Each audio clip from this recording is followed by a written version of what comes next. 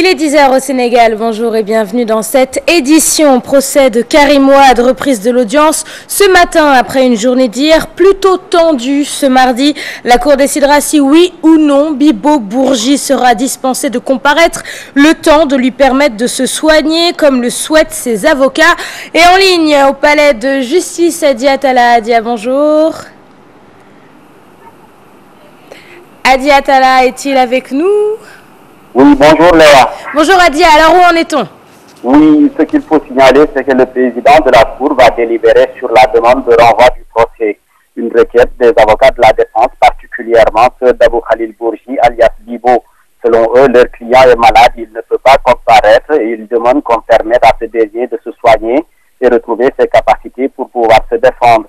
La défense se fonde sur l'article 414 du Code de procédure pénale qui dit que le juge ne peut fonder sa décision que sur des preuves qui lui sont apportées au cours des débats et discutées devant lui. C'est pour apporter une réponse au parquet spécial et à la partie civile qui disait que Bibo peut être entendu à son domicile ou à Rebeuss en présence de son avocat ou des greffiers, comme le veulent les articles 403 et 398 combinés. Comme Bibo Bourgi n'est ni à la maison, encore moins à la prison, ses avocats parlent d'inapplicabilité de l'article 403 qui n'avait pas prévu l'hôpital où se trouve leur client.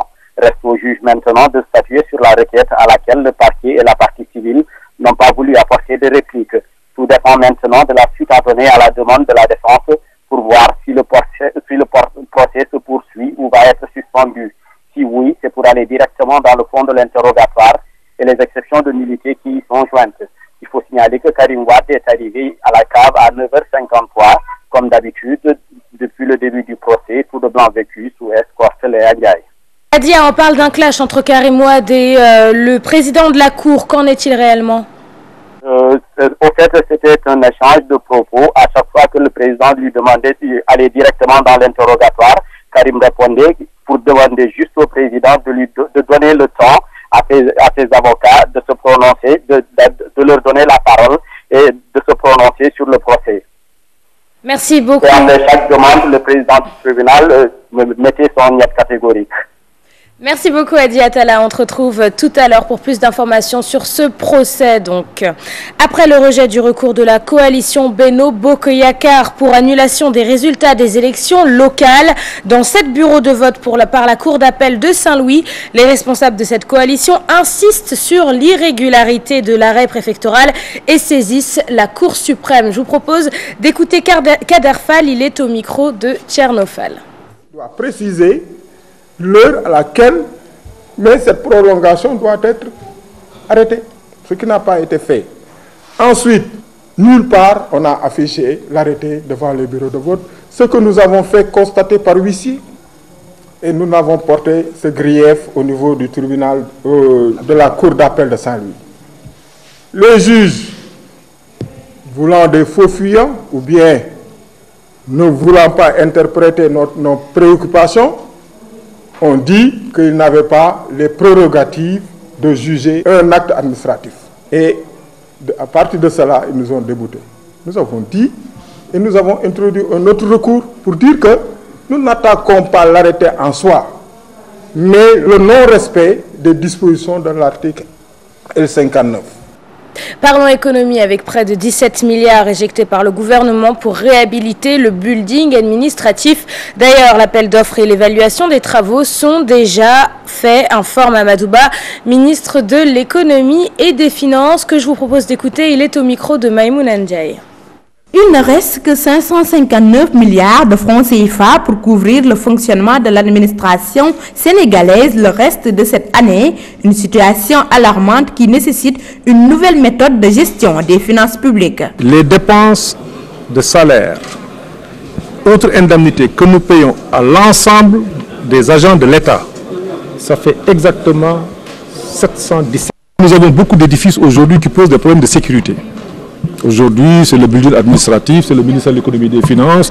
Il y a quelques années, c'était la direction générale des impôts et des domaines. Mais aussi, c'est d'autres édifices qui sont là et qu'il faut aujourd'hui réhabiliter, d'abord pour des raisons de sécurité. Il ne sert à rien d'attendre que le building s'écroule ou que le building prenne feu pour le réhabiliter ou être là à pleurer nos morts et nos blessés. Je pense qu'il y a un diagnostic qui a été fait par les services compétents de l'État pour la nécessité de réhabiliter le building.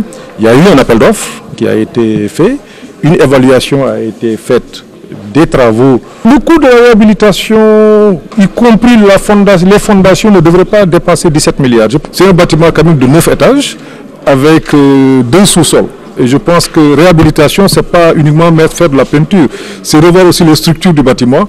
Et veuillez nous excuser pour avoir inversé les extraits. Pour rappel, près de 17 milliards éjectés par le gouvernement pour réhabiliter le building administratif. Virus Ebola, ce mardi, des prélèvements seront effectués sur le patient pour être ensuite analysés à l'Institut Pasteur. Et si les tests s'avèrent négatifs, les autorités envisageront de rapatrier le jeune Guinéen dans son pays. Pour rappel, un communiqué du ministère de la Santé et de l'Action sociale indique que l'état général du patient s'améliore et que le malade n'a plus de fièvre. Virus Ebola, toujours, le ministre de la Santé a rencontré les patrons de presse. Objectif, nouer un partenariat dans la lutte contre le virus Ebola. La rencontre s'est tenue au ministère de la Santé et a reçu l'approbation des éditeurs et diffuseurs de presse. Compte rendu d'Issa Prera et Youssou Baro. La presse appelée à jouer sa partition dans la lutte contre le virus Ebola. Pour le ministère de la Santé, c'est une question de santé publique qui exige l'implication de tous. Le Sénégal est à son premier cas. J'aurais voulu qu'ensemble, nous puissions gérer la situation, jusqu'où on peut aller dans l'information. J'ai promis à la presse en général de jouer la transparence. Mais comment gérer l'information qu'on donne? Et jusqu'où une information peut aller? Quel rôle la presse pourrait jouer par rapport aux rumeurs? Un appel qui n'est pas tombé dans l'oreille d'un sourd. Mieux, le collectif des éditeurs et diffuseurs de presse se dit disposé à accompagner l'État dans cette lutte. Nous pensons que les médias ont un rôle capital à jouer dans la prévention, la sensibilisation des populations. Et il faut également noter que c'est toute la sous-région qui est exposée, les enjeux économiques, les enjeux sanitaires. Donc je pense que nous pensons au niveau de la WEDR qu'il est important que les journalistes prennent le devant dans les campagnes de sensibilisation. Nous positivons et nous nous engageons, je dois dire, en tant que journalistes, en tant que représentants d'organes. Nous disons qu'avant d'être, en tout cas des journalistes, nous sommes d'abord des Sénégalais. Et tout ce qui touche à la nation sénégalaise nous concerne. La presse, un partenaire indispensable dans la lutte contre la propagation du virus Ebola. Plus qu'une simple actualité, la maladie reste un véritable problème de santé publique. Et justement, pour éviter tout risque de propagation, le service d'hygiène a procédé à une opération de saupoudrage aux parcelles Zasseni, unité 7, quartier où vivait le Guinéen contaminé par le virus Ebola. Une opération qui sans nul doute rassure les populations qui réclament néanmoins des consultations médicales afin d'être rassurées sur une éventuelle contamination. Bintouloum, Adam Agaï. Opération de saupoudrage aux parcelles Zasseni unité 7, quartier où logeait le Guinéen atteint du virus de la maladie hémorragique Ebola.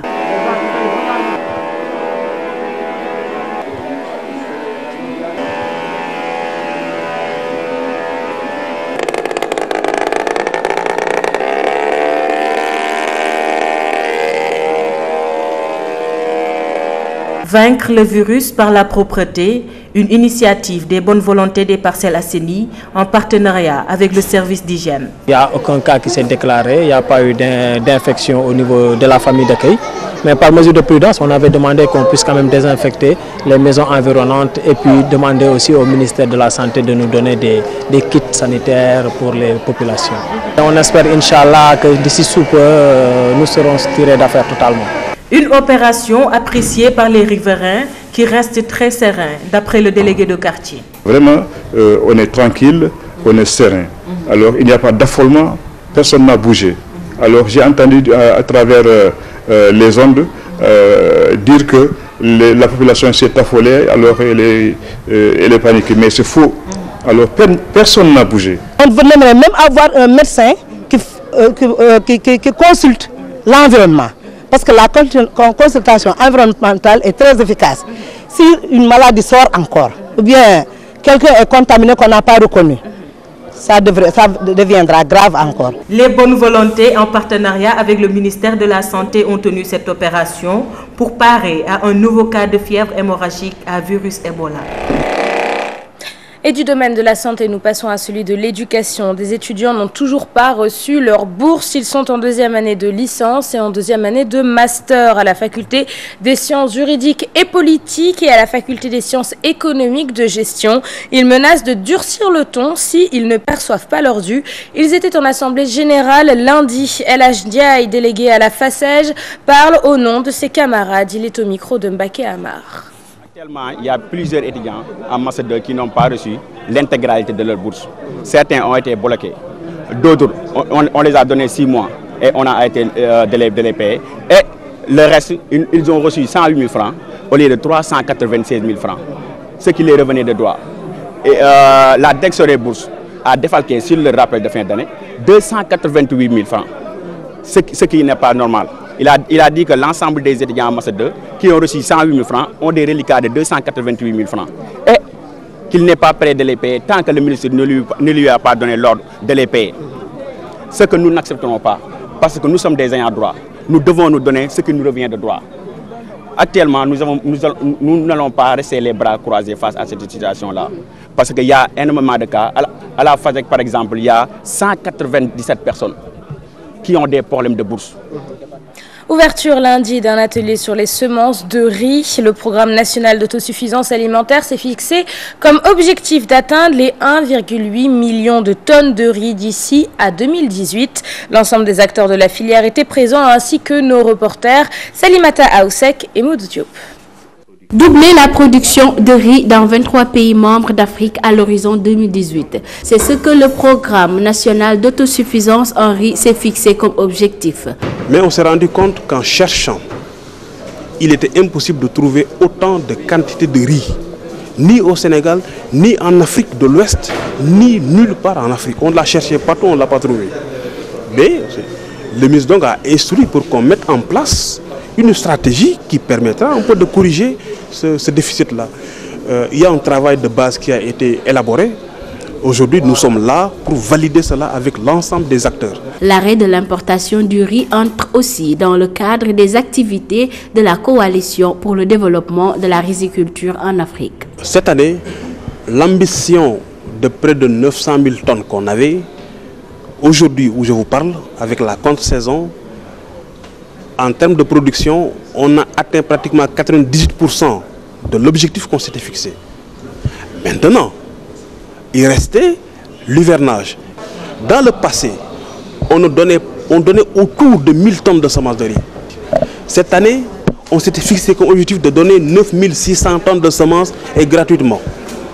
Bien sûr, avec un système qui permet un peu d'éviter cette subvention gratuite dans les années à venir. Avec le retard des pluies, le PNAR est quand même optimiste. L'atelier a regroupé les agriculteurs, producteurs, entre autres, pour régler l'éternel problème des semences et remédier aux importations selon un échéancier bien défini.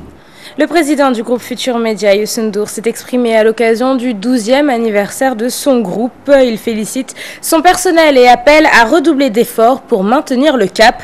Il s'est également exprimé sur les sorties des présidents à l'extérieur pour faire des déclarations sur leur pays. Il est au micro de Ndeye Mbosessi. Je crois que Futur Média a été une option claire dès le départ, basée à la Médina avec une vision. Je pense que tout le monde a adhéré. Et aujourd'hui, nous avons une équipe qui joue les premiers rôles ici au niveau du Sénégal dans le cadre des médias. J'ai annoncé ici que le 27 septembre, nous allons célébrer ces 12 ans. Nous annonçons ici aussi que début 2015, le groupe va se retrouver ensemble, c'est-à-dire la radio, la télé, le journal, pour beaucoup plus de cohésion et beaucoup plus de rentabilité. Et le reste, c'est que j'ai encouragé le personnel en leur disant de ne pas dormir sur le laurier. Nous savons que à partir du Sénégal, nous avons des médias Afrique, des images Afrique. Nous avons des mbir yu xew fi Sénégal bala ñu koy gëm nga dem ba France wax ci seen télévision ñu soog ko dégg fii il faut que ça s'arrête. On reste avec l'anniversaire du groupe Futur Média. Un jeune styliste de la Médina se surpasse et crée une robe à base de différentes unes du journal L'Observateur. Alioune Sène a nommé son chef-d'œuvre la robe L'Observateur. Voilà, c'est un sujet signé Nafissatou Sylla et Mardia. C'est en 2012 que Alioune Sène a commencé à réfléchir sur la conception de cette robe, un modèle uniquement fait à partir de papier journal et pas n'importe lequel, les unes du quotidien L'Observateur. Chaque matin, je vais L'Observateur. J'achète tous les jours le journal Observateur que je collectionne. Un jour, j'ai pensé qu'avant de les offrir aux vendeuses de cacahuètes, je pourrais créer quelque chose avec. Aujourd'hui, on peut tout recycler. Du coup, j'ai décidé de créer cette robe avec les unes de l'Observateur. Ce modèle est unique et le restera. Les Occidentaux créent des modèles avec du chocolat, pourquoi pas avec du papier. Le prototype n'a pas été facile à concevoir. Il a nécessité du temps, de l'énergie et bien sûr du papier journal. Parce que le travail n'a pas été bâclé. Je l'ai conçu pendant 2 ans après pure réflexion. Je l'ai confectionné en 3 jours. J'ai dépensé beaucoup d'énergie, mais le groupe Futur Média en vaut la peine.